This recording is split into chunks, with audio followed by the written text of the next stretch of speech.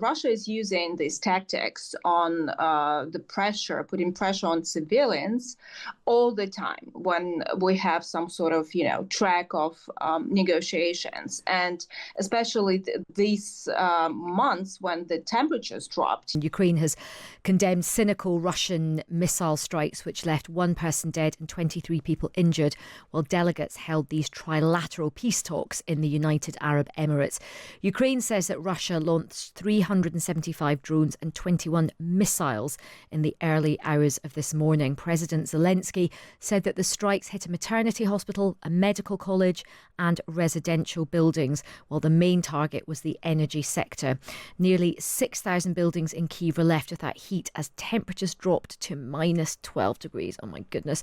Well, let's now speak with Yevheniia Kravchuk, who is a Ukrainian MP and deputy chair of President Zelensky's Servant of the People Party. She joins us from Warsaw. Thank you very much for joining us, Yevheniia.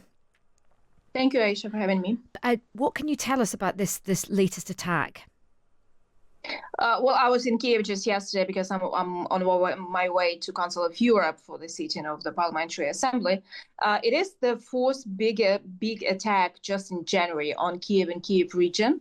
And obviously, Kyiv as a capital is a sacred, very important target for Russians. And of course, it's a big city. It's 4 million people, mostly that live in residential apartments, meaning that they depend on the centralized heating, on centralized running water, and of course electricity.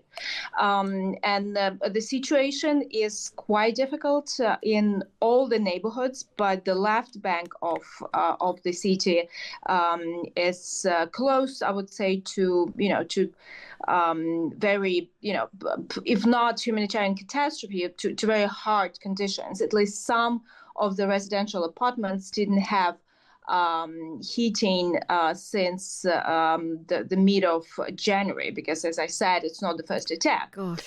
You mentioned that the temperature dropped to minus 12. Well, it's getting warmer because it just a week ago it was close to minus 20. Gosh. And how on earth are people managing without heating in these terribly cold conditions? So it depends, and the real luxury is having the gas stove in the apartment. So people just buy the special bricks that can, accumulate the heat them, and then just put into the rooms. Using hot water bottles, put it into the bed. Of course, we have special points where you can come and charge your phone or have a hot tea. Some of the people left the city, but it's not much. I don't really think that the number that Mayor mentioned, about 600,000 of people that left since the attacks, the first attacks in January, is correct, because people are still going to work. So although it's cold, you have the lack of electricity or even the running water in your apartment, in the morning you get up and you go to work.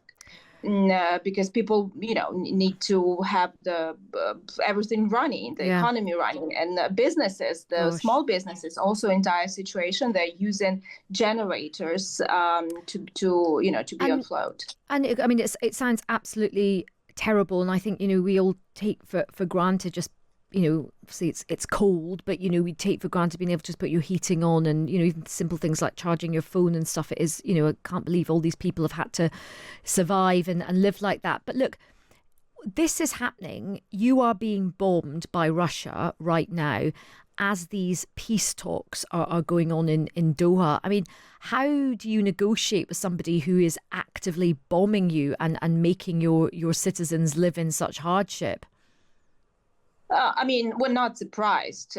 Russia is using these tactics on putting pressure on civilians all the time when we have some sort of, track of negotiations. And especially these months when the temperatures dropped, you didn't have to, have the intelligence. You just open the weather forecast, you see that the temperatures are dropping, and everyone is like, okay, Russians are going to attack the energy infrastructure because that's what they do. They want to, to push millions to be miserable and sort of ask for stopping the war. But people understand that it is a tactics. And I think when London was bombed during the Second World War, it didn't break the spirit of people, although they lived in very hard conditions. It's difficult to imagine the same thing in 21st century where,